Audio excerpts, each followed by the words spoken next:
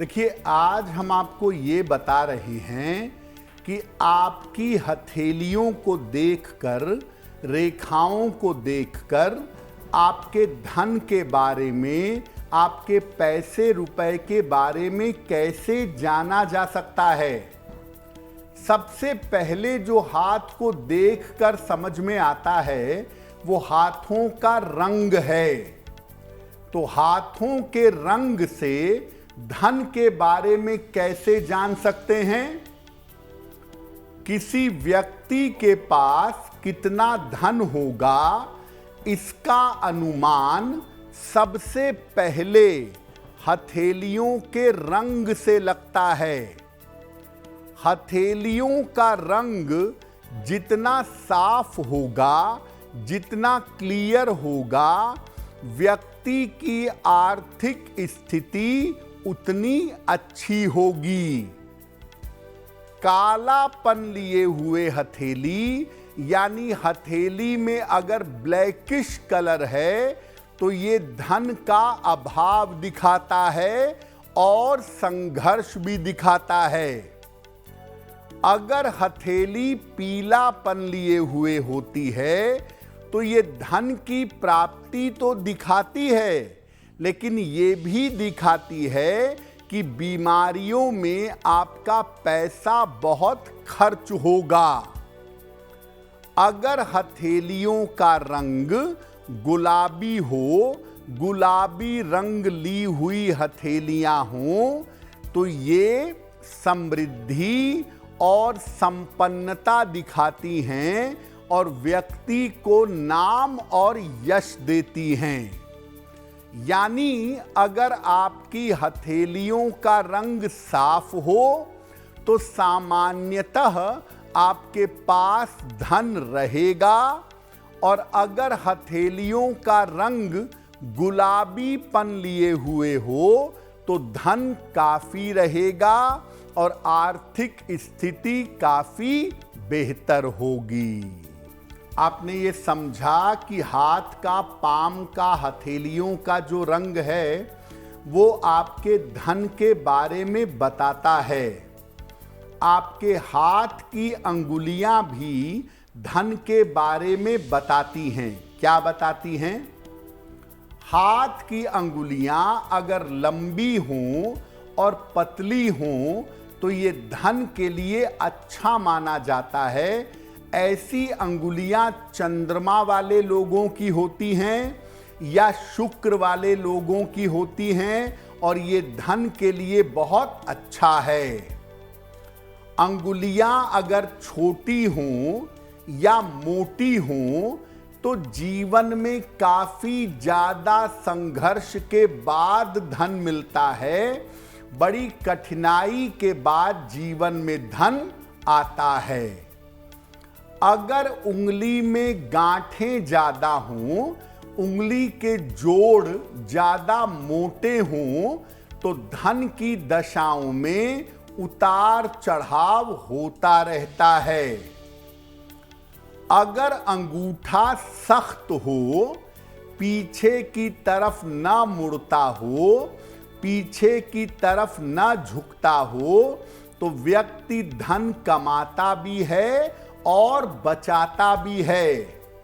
अगर अंगूठा पीछे की तरफ ज्यादा झुकता हो तो ऐसे लोग फिजूल खर्च होते हैं, धन का बचा पाना कठिन होता है। सबसे छोटी उंगली अगर ज्यादा लंबी हो, थोड़ी सी लंबी हो नॉर्मल के साइज की तुलना में, छोटी उंगली का लंबा होना अच्छा है। ऐसा व्यक्ति जीवन में अपार धन और अपार संपत्ति अर्जित करता है। तो हाथों के रंग से, हाथों की अंगुलियों से आपको धन के बारे में क्या जानकारी मिलती है वो आपने जाना। हाथों की रेखाओं से धन के बारे में कैसे जानकारी मिलती है? देखिए, हाथ में धन की कोई अलग से रेखा नहीं होती है।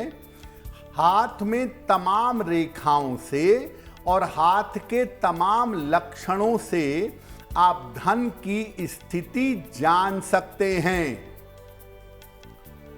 अगर भाग्य रेखा मणिबंध यानी कलाई का जो निचला हिस्सा है, यहां से भाग्य रेखा निकलकर हथेली के बीच तक आए तो ये सर्वोत्तम भाग्य रेखा मानी जाती है।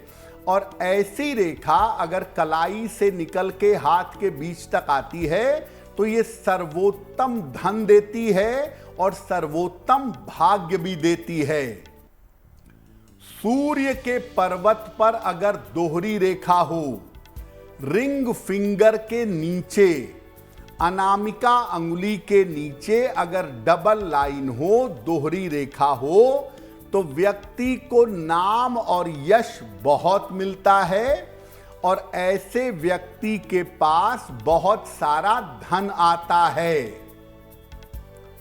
अगर भाग्य रेखा से कोई रेखा निकल करके बुध की तरफ जाए, सबसे छोटी उंगली की तरफ जाने लगे, तो ऐसे लोग जबरदस्त बिजनेसमैन होते हैं और ऐसे लोग अपने व्यापार से या अपने प्रोफेशन से बहुत पैसा कमाते हैं, व्यापार और प्रोफेशन में बहुत तरक्की करते हैं।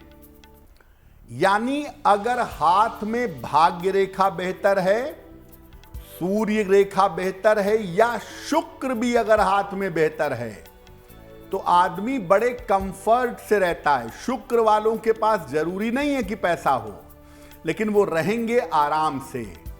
गाड़ियां भले ना हो लेकिन घूमेंगे महंगी गाड़ियों से। बढ़िया घर ना हो लेकिन रहेंगे लग्जरी में। यानी अगर शुक्र का पर्वत अच्छा होता है तो भी आदमी धनवानों की तरह जीता है, बहुत कंफर्टेबल और बहुत लग्जीरियस लाइफ उसको जीवन में प्राप्त होती है। आपके हाथ की जितनी अंगुलियां हैं उसके निचले हिस्से को, अंगूठे के निचले हिस्से को जो उभरा हुआ भाग है, उसको पर्वत यानी माउंट कहा जाता है। इसके बारे में क्या जानकारी देगा धन के बारे में? हाथ में मुख्य रूप से दो पर्वत धन के बारे में बताते हैं। एक है शुक्र अंगूठे के नीचे और एक है बृहस्पति तर्जनी उंगली के नीचे। ये बृहस्पति है, ये शुक्र है। बाकी पर्वत धन की प्राप्ति बताते हैं, धन पाने में कितना संघर्ष हुआ ये बताते हैं और रोजगार के हालात बताते हैं।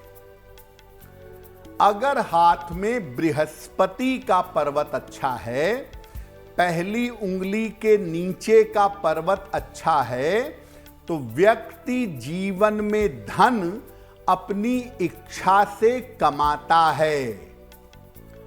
अगर शुक्र का पर्वत हाथ में अच्छा है तो धन कमाता भी है और विलासिता पर, लग्जरी पर, कंफर्ट पर खर्च भी करता है।